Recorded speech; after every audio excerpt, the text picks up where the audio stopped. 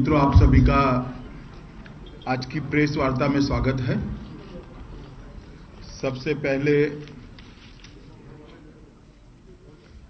आप सबको और आप सबके माध्यम से पूरे आसाम की जनता को बिहू की अग्रिम शुभकामनाएं। आज शाम को 4 बजे असम विधानसभा चुनाव के लिए दूसरे चरण का प्रचार का काम समाप्त हो जाएगा और इसके साथ ही 11 तारीख को असम में जो दूसरे चरण का मतदान होगा उसकी तैयारियां भी शुरू होगी और 11 तारीख का निर्णायक मतदान होने के बाद सरकार बनाने की प्रक्रिया समाप्त हो जाएगी। वैसे हर राज्य में चुनाव आते हैं, जाते हैं, सरकारें बनती है, बदलती है, मगर ये चुनाव का असम और पूरे पूर्वोत्तर के लिए बहुत महत्व है। असम के लिए और पूरे पूर्वोत्तर के लिए ये चुनाव बहुत निर्णायक चुनाव है। ये चुनाव से अगले 25 साल के लिए असम और पूर्वोत्तर के लिए भविष्य का निर्णय होने वाला है। भारतीय जनता पार्टी यहां पर एक गठबंधन लेकर असम की जनता के सामने उपस्थित हुई है। हमारा गठबंधन एक मानों में पूरे असम की जनता का प्रतिनिधित्व करने वाला गठबंधन है। BJP, AGP, BPF, Tiwa, Rabha, ये सारी पार्टियां मिलकर एक मजबूत गठबंधन कर आसाम के हर कोने का प्रतिनिधित्व आज एनडीए का गठबंधन कर रहा है। हमारे गठबंधन का चुनाव लड़ने का मकसद सिर्फ आसाम में सरकार बनाना नहीं है। यहां पर अनेक प्रकार के अलग अलग जन समूह जो आसाम में रह रहे हैं उसका सर्वस्पर्शीय विकास हो, भौगोलिक दृष्टि से सर्वदेशीय विकास हो, इस तरह की एक सरकार देना और श्री नरेंद्र मोदी के नेतृत्व में आसाम भी पूरे देश में जो विकास की एक यात्रा चली है उसमें जुट जाए। इसके लिए हम ये चुनाव के अंदर मैदान में है। आज मैं इस प्रेस वार्ता के माध्यम से दूसरे चरण के सभी मतदाताओं को भारतीय जनता पार्टी की ओर से अपील करना चाहता हूं कि एनडीए के सभी प्रत्याशियों को भारी बहुमत से चुनाव जिताएं और उनके पक्ष में मतदान करें। आसाम में अगली सरकार जो बननी है वो पूर्ण बहुमत की सरकार बननी चाहिए, एक निर्णायक सरकार बननी चाहिए और भारतीय जनता पार्टी के नेतृत्व में एनडीए की पूर्ण बहुमत की 2/3 बहुमत की सरकार बने। इस तरह का एक निर्णायक जनमत आसाम की जनता जनादेश हमें दे, यह मैं आसाम की जनता से निवेदन करना चाहता हूं। आसाम की इस चुनाव के अंदर हमने हमारा जो विजन डॉक्यूमेंट रखा है उसमें हमने विकास के साथ साथ एक बहुत महत्वपूर्ण मुद्दे पर बहुत जोर से बात रखने का प्रयास किया है और वो मुद्दा है बांग्लादेशी घुसपैठियों का मुद्दा। सालों से आसाम के युवाओं का रोजगार, आसाम के युवाओं के लिए संभावनाएं और आसाम की संस्कृति, तीनों के लिए ये बांग्लादेशी घुसपैठ की जो समस्या है वो सवालिया निशान खड़ा कर रही है। साथ ही साथ न केवल आसाम, पूरे देश के लिए सुरक्षा के प्रश्न बांग्लादेशी घुसपैठियों की समस्या के कारण हुए हैं। भारतीय जनता पार्टी की सरकार, भारतीय जनता पार्टी के नेतृत्व में एनडीए की सरकार यहां बनने के बाद हम आसाम की जनता को आश्वस्त करना चाहते हैं कि सीमाओं को सील करने के साथ साथ नेशनल सिटीजन रजिस्टर्स का जो काम है बहुत तेजी से आगे बढ़ेगा और हम आसाम को आने वाले दिनों में बांग्लादेशी घुसपैठियों की समस्या से पूर्णतः मुक्ति दिलाएंगे। हमारे नेताओं ने अलग अलग भाषण में, अलग अलग सभाओं में कई बार कांग्रेस को इस मुद्दे पर अपना रुख स्पष्ट करने के लिए कहा है। मैंने भी श्रीमती सोनिया जी और राहुल जी आए तब अगले ही दिन कहा था कि जरा बांग्लादेशी घुसपैठियों के बारे में कांग्रेस पार्टी का नीति क्या है उसकी स्पष्टता आसाम की जनता के सामने करनी चाहिए, जिससे आसाम की जनता को निर्णय करने में सरलता रहे। मगर उनका मौन काफी सवाल खड़ा कर रहा है। एक जमाने में एक अखबार मैंने जो देखा था उसी को कोट कर रहा हूं। तरुण गोगोई जी ने तो एक ऐसा स्टेटमेंट कर दिया था कि आसाम के अंदर एक भी बांग्लादेशी घुसपैठिया नहीं है। अगर यही बात है तो मैं मानता हूं कि आसाम के बांग्लादेशी घुसपैठियों की समस्या को कांग्रेस कभी हल नहीं कर सकती। 15 साल से तरुण गोगोई जी की सरकार चल रही है। 15 साल किसी व्यक्ति के जीवन में और किसी समाज और राज्य के जीवन में बहुत बड़ा कालखंड होता है। ये 15 साल में देश के कई राज्य विकास के रास्ते पर कहीं से कहीं पहुंच गए। ऐसे बहुत सारे राज्य हैं मित्रों, आप भी जानते हैं, जहां पूर्ण रूप से 24 घंटा बिजली देने का काम हो गया, शुद्ध पीने का पानी पहुंचाने का काम हो गया, सारी मेडिकल सुविधाएं गांव तक पहुंचाने का काम हो गया, प्राथमिक शिक्षा का काम समाप्त हो गया, माध्यमिक और टेक्निकल शिक्षा के बारे में भी काफी आगे बढ़े हैं, इंडस्ट्रीज बहुत आई है, मगर आसाम के अंदर ये कुछ नहीं हुआ।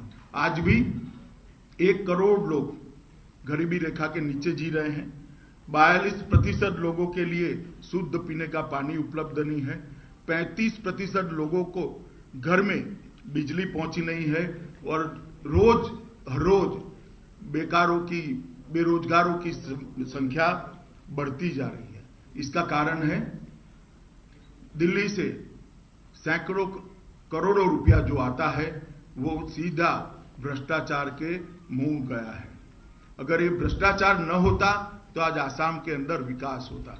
50% से ज्यादा योजनाएं ऐसी है जिसका वर्क कंप्लीशन सर्टिफिकेट गोगोई सरकार भारत सरकार को नहीं भेज पाई। हम आसाम की जनता को वादा करना चाहते हैं कि भारतीय जनता पार्टी के नेतृत्व में यहां पर एक भ्रष्टाचार विहीन पारदर्शी शासन देने वाली सरकार बनेगी, जो सीमाओं की सुरक्षा के लिए कटिबद्ध होगी, जो विकास के लिए कटिबद्ध होगी।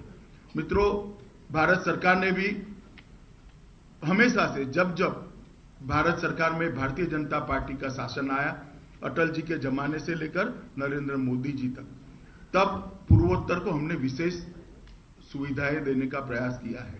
डोनर मंत्रालय की रचना भी अटल जी के समय में हुई। लैप्सेबल पुल बनाने का काम भी, जिसके कारण सारी ग्रांट 31 मार्च को चली जाती थी, वो भी अटल जी के समय में हुआ। गोपीनाथ जी को भारत रत्न देने का काम भी हमारी ही सरकार ने किया। ब्रह्मपुत्र पर 4 ब्रिज बनाने की हमने घोषणा करी है। प्रधानमंत्री ग्राम सड़क योजना के तहत एक बहुत बड़ी राशि आसाम के गांवों को कनेक्टिविटी के लिए दी गई है। नॉर्थ ईस्ट के छात्रों के लिए देश में, दिल्ली में एक अलग पुलिस इकाई की रचना करने का काम किया है। एम्स की स्थापना के लिए भी हमने घोषणा करी है। राज्य सरकार ने जमीन अगर टाइम पे दी होती तो आज शुरू भी हो जाती। रेलवे को डबल ट्रैक बनाने की कार्य योजना भी विचाराधीन है। बाढ़ नियंत्रण और जमीन का भूमि का इरोजन, उसके लिए भी एक योजना बन रही है। मित्रों, पूरे आसाम के विकास के लिए हमारी सरकार जो बनने वाली है उसके पास एक विकास का खाका है, जो हमारे विजन डॉक्यूमेंट के माध्यम से हमने आसाम की जनता के सामने रखा है। एक बहुत परिश्रमी चुनाव अभियान आज समाप्त होने जा रहा है। करीब करीब 415 सभाएं, मेरी सभा समाप्त होने के साथ ही 415 सभाएं आसाम के अंदर भारतीय जनता पार्टी के नेतृत्व के एनडीए गठबंधन की होगी और सैकड़ों किलोमीटर का, हजारों किलोमीटर का प्रवास कर कर हजारों कार्यकर्ताओं ने चुनाव अभियान में जनता के साथ कनेक्ट करने का प्रयास किया है और मैं मानता हूं कि चुनाव अभियान सफल रहा है। भारतीय जनता पार्टी के नेतृत्व में एनडीए की सरकार बनना निश्चित है, मगर जो दूसरे चरण के मतदाता है उनसे मेरी अपील है कि सरकार मजबूत बने, 2/3 बहुमत वाली बने और निर्णायक सरकार बने जो आसाम का और पूर्वोत्तर का विकास कर सके। ये अपील के साथ मैं मेरी बात समाप्त करता हूं।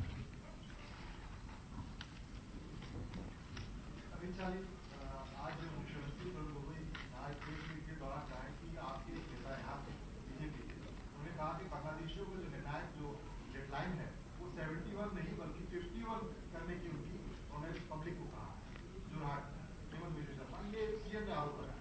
देखिए, हम आसाम अकॉर्ड के साथ बंधे हुए हैं, लेटर और स्पिरिट के साथ हम इसका पालन करेंगे। आसाम अकॉर्ड का हमारे घोषणा पत्र के अंदर भी हमने इसको स्पष्ट किया है। आपकी जो एक अलायंस पार्टनर है एजीपी, जो जिसमें पहले आपके सीएम के कैंडिडेट सर्बानंद सोनोवाल भी रह चुके हैं। एजीपी इससे पहले 2 बार आसाम में चुनाव जीत चुके सरकार बना चुकी है। उसी मुद्दे पर के बांग्लादेशियों की समस्या को समाधान करेंगे, लेकिन एजीपी अभी तक उस समाधान को सब कुछ कर नहीं पाए। इस बार जब भी आप लोग वही कर रहे हैं, आपके साथ वही अलायंस पार्टनर है, तो आप लोगों का रोड मैप नहीं, अंतर दोनों में अंतर है। इस बार केंद्र में भारतीय जनता पार्टी की सरकार है, पहले कांग्रेस की सरकारें हुआ करती थी। जब तक भारत सरकार मदद नहीं करती, आसाम सरकार अकेली बांग्लादेशी घुसपैठियों को रोक नहीं सकती। बांग्लादेश के साथ सीमा समझौता होने के बाद अब बांग्लादेश की सीमा को सील करने में कोई दिक्कत नहीं है। भारत सरकार और असम सरकार दोनों मिलकर कटिबद्धता के साथ बांग्लादेशी घुसपैठियों को रोकने के लिए और यहां नेशनल सिटीजन रजिस्टर बनाने के लिए कटिबद्ध है। लेकिन पिछला जो प्रफुल्ल महंत सरकार थी उसमें वाजपेयी जी प्रधानमंत्री रह चुके हैं, तो उस समय भाजपा की सरकार केंद्र में थी। मैंने कहा भैया, अभी दोनों जगह भाजपा की सरकार बनेगी। यहां भाजपा के नेतृत्व में एनडीए की सरकार बनेगी। नहीं, और उस वक्त सीमा पर समझौता नहीं हुआ था जिससे फेंसिंग हो पाए। ये काम हमने चुनाव के पहले ही समाप्त कर दिया है। गोगाई जी से बड़ा कोई भ्रष्टाचारी हो ही नहीं सकता। गोगाई जी भ्रष्टाचार के लिए आरोप लगाए, वो बात ही हास्यास्पद है। उन्होंने आईने में अपना खुद का चेहरा और सरकार का चरित्र देखना चाहिए।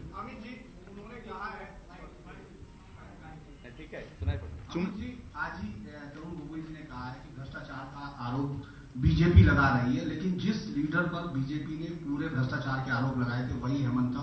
अब बीजेपी में जाके क्या बिल्कुल साथी पसंद हो गए और उनके भ्रष्टाचार के आरोप सारे धुल गए हैं, जिस पर बाकायदा सारे चुनाव अभियान की बुद्धि।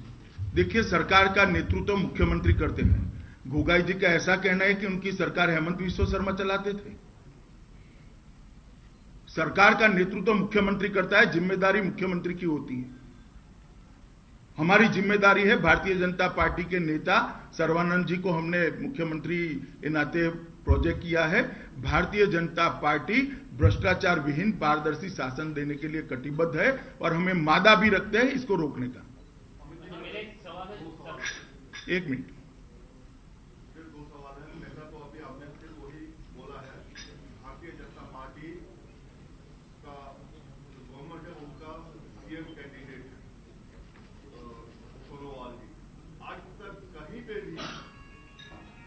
किसी भी रैली में आपने या आपके लीडर्स ने ये नहीं बोला, आपका गठबंधन है कि सर्बानंद सोनोवाल हमारे अलायंस के सीएम कैंडिडेट है। दूसरी बात, अगर आपकी सरकार आती है तो क्या आप शारदा स्कैम सीबीआई को हैंडओवर करेंगे? जरूर। पहले वाले का जवाब दीजिए। सर्बानंद सोनोवाल ही हमारी गठबंधन सरकार के नेता होंगे, वो ही हमें बहुमत मिलने के साथ आसाम के नए मुख्यमंत्री होंगे।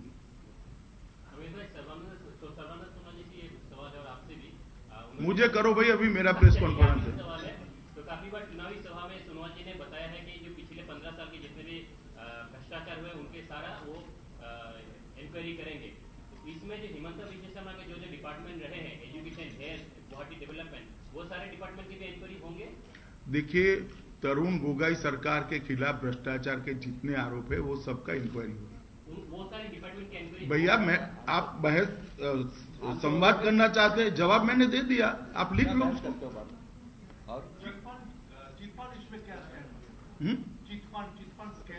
हम बिल्कुल सीबीआई को इसकी जांच सौंपेंगे और राज्य सरकार भी डिटेल जांच करेगी। सर, ये तरुण गोगोई जी ने मोदी जी को झूठा करार दिया, कहा है कि प्रदूषित शहरों में गुवाहाटी 15 नंबर के अंदर आता ही नहीं है, जबकि बनारस आता। चले, मैं गोगोई जी की इस तरह की भाषा का प्रयोग मैं नहीं कर सकता। इस तरह का शब्द प्रयोग करना मेरे लिए ठीक नहीं। सर, आपका सरकार मुझे से आपका बिगेस्ट इशू है इलेक्ट्रिसिटी प्रोग्राम, इसके सॉल्यूशन के लिए कोई टाइम फ्रेम होगा आपका? मुझे भी टाइम फ्रेम फॉर सॉल्यूशन। देखिए, टाइम फ्रेम नई घुसपैठ रोकने के बाद निश्चित करेंगे और सरकार बनने के बाद 3 ही महीनों में कार्य योजना बनाकर जनता के सामने रखेंगे नई घुसपैठ रोकने के लिए। जहां तक सिटीजन रजिस्टर का सवाल है, वो एक कॉम्प्लेक्स टाइप का काम है, मगर उस पर त्वरित गति से, द्रुत गति से हम काम आगे बढ़ाएंगे।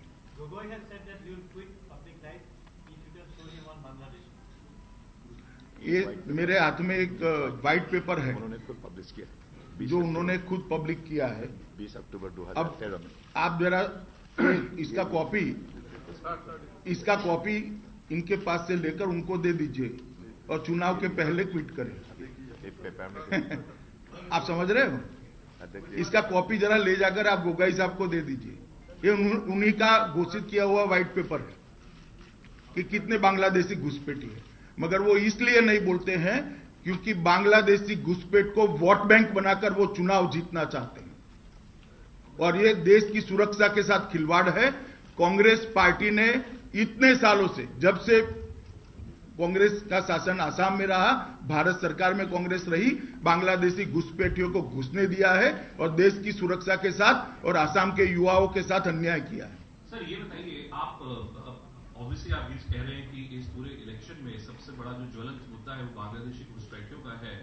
मैं सिर्फ ये जानना चाहता हूं आपसे कि पूरे के पूरे असम में जब आप आइडेंटिफाई कर लेंगे कि कितनी परसेंटेज है इन लोगों की, उनको हटाने की यहां से क्या प्रक्रिया होगी चुनाव के बाद? हटाने की प्रक्रिया अकेली आसाम सरकार नहीं कर सकती, बांग्लादेश सरकार, भारत सरकार और आसाम सरकार तीनों ने मिलकर करना पड़ेगा। मगर सबसे बड़ा मुद्दा यह है कि पॉलिटिकल विल नए घुसपैठियों को न आने देने का हो, ऐसी सरकार यहां पर बनाना जरूरी है जो कम से कम नए आ रहे उसको रोके, पुरानों को आइडेंटिफाई करे और जो कानूनी तरीके हैं उससे निकालने का प्रयास करें।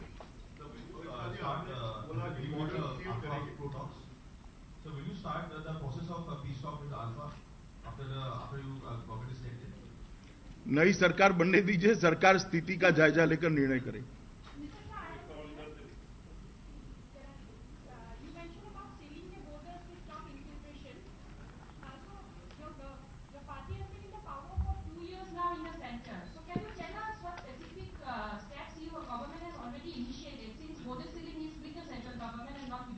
देखिए, बॉर्डर सीलिंग के लिए सबसे बड़ी अड़चन जो थी, रोड़ा था, वो बांग्लादेश के साथ सीमा का विवाद था। उसको हमने 2 साल के अंदर ही, बहुत कम समय के अंदर सफलता के साथ इसका निवारण किया है। अब बॉर्डर की जो दोनों देशों की बॉर्डर की सीमा का मतलब सीमा का निर्धारण होने के बाद तुरंत ही इसको हम फेंसिंग को शुरू करेंगे। इतने साल से ये सीमा विवाद किसी भी सरकार ने सॉल्व नहीं कर पाई। भारतीय जनता पार्टी की सरकार ने 1.5 साल के अंदर इसको सॉल्व किया है। घोषणा होगी पूरा किलोमीटर। अमित शाह जी, आप हेलो पॉलिटिकल पार्टी बोलते हैं एक मिनट सब पॉलिटिकल पार्टी बात करती है बॉर्डर सील करने की। सब नहीं करती है, अकेली भारतीय जनता पार्टी करती भारतीय है। जनता पार्टी करती है बॉर्डर सील करने की बात। आप जितना वेस्टर्न सेक्टर में बॉर्डर सिक्योर और सील्ड है उतना दूसरे बांग्लादेश में नहीं है, पर फिर भी हर रोज हम देखते हैं उतना हाई सिक्योरिटी, उतना बॉर्डर सील होने के बाद भी रोज आतंकवादी आसाम में देखिए एक मिनट, दो समस्याओं को आप मिक्सअप मत करिए। अरे सुनिए तो मेरा जवाब सुन लीजिए। इक्का दुक्का व्यक्ति घुसना और हजारों की संख्या में घुसपैठिए घुसना, दोनों के बीच में बहुत बड़ा अंतर है। पश्चिम से घुसपैठ समाप्त हो चुकी है, पहले ये बात आप समझ लीजिए। और पश्चिम में बॉर्डर इसलिए हुई है क्योंकि पश्चिम में ज्यादातर जगह पे भारतीय जनता पार्टी की सरकार है। अगर वहां कांग्रेस की सरकार होगी तो वहां पर भी न होती। Sir, 2 years back, the BJP has said that Himanta Biswa Sarma is the most corrupt face of the Congress. So how do you justify his inclusion in the BJP today? Hemant जी ने हमें पूरा एक्सप्लेन किया है corruption किस तरह से होता था, और हमने डिटेल समझा भी है कि किस तरह से होता था करप्शन। उनका मुखिया करप्शन करता था, वो डिटेल एक्सप्लेन किया है। So you think he is not a corrupt man? देखिए, मैंने कहा कि हम गोगाई सरकार के खिलाफ जितने भी करप्शन के चार्ज है इसकी जांच करेंगे। एक बात मैं स्पेसिफिक ही कह रहा हूं कि गोगाई सरकार के खिलाफ जितने भी चार्ज है इसकी जांच करेंगे, और करप्शन का दायित्व तो हमेशा जो सरकार का मुखिया होता है उसका होता है। और आपके हिसाब से हेमंत शर्मा जी करप्ट थे या नहीं थे? चलो भैया, आखिरी सवाल 2014 अमित भाई जवाब दीजिए। जी मैं जवाब देना नहीं चाहता इसका, इस तरह से क्वेश्चन नहीं करते भैया। मेरी मान्यता से क्या होता है भाई, हमने कहा जांच करेंगे तो जो होगा इसकी जांच होगी।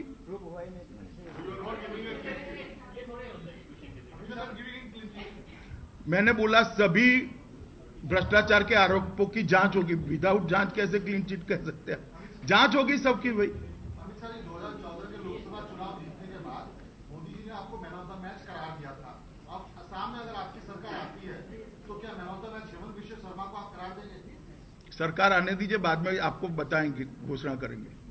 अध्यक्ष जी ये आसाम अकॉर्ड की आपने चर्चा की, उसमें एक क्लाउज नंबर 6 है कि जो विधानसभा में सीटें हैं वो इंडिजिनस पीपल के लिए रिजर्व किया जाएगा। तो क्या आपकी सरकार बनेगी तो जो स्थानीय लोग हैं उनके लिए विधानसभा में आप सीटें रिजर्व करेंगे? और दूसरी बात है कि हाउस लॉटर क्या असम में आप इन्फोर्स करेंगे? देखिए, हम क्या करेंगे ये हमारे चुनावी घोषणा पत्र के अंदर पूरी स्पष्टता हमारे विजन डॉक्यूमेंट के अंदर करेगी, और आसाम अकॉर्ड का हम लेटर एंड स्पिरिट में पालन करेंगे। आपने बोला कि डेवलपमेंट नहीं हुआ, क्या कोई 5 स्टार उस जगह पे जाएगा जहां पे डेवलपमेंट ना हो? मैं ही जाकर आया अनेक जगह पे, अनेक जगह। 5 स्टार मतलब क्या? 5 स्टार होटल। नहीं, 5 स्टार होटल से थोड़ी ना डेवलपमेंट होता है भाई। इसके घर में बिजली पहुंचानी है, इसके घर में पानी पहुंचाना है, उसके घर में शिक्षा पहुंचानी है। 5 स्टार होटल में रहेगा कौन? हो गया।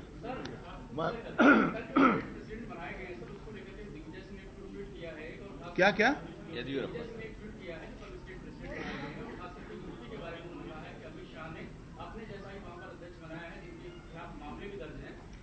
येदियुरप्पा जी के सामने जितने भी मामले दर्ज थे, एक छोड़कर, जो क्रिमिनल केस नहीं है, एक छोड़कर सारे मामले हाईकोर्ट ने खारिज कर दिए हैं और कहा है कि पॉलिटिकल मामले थे।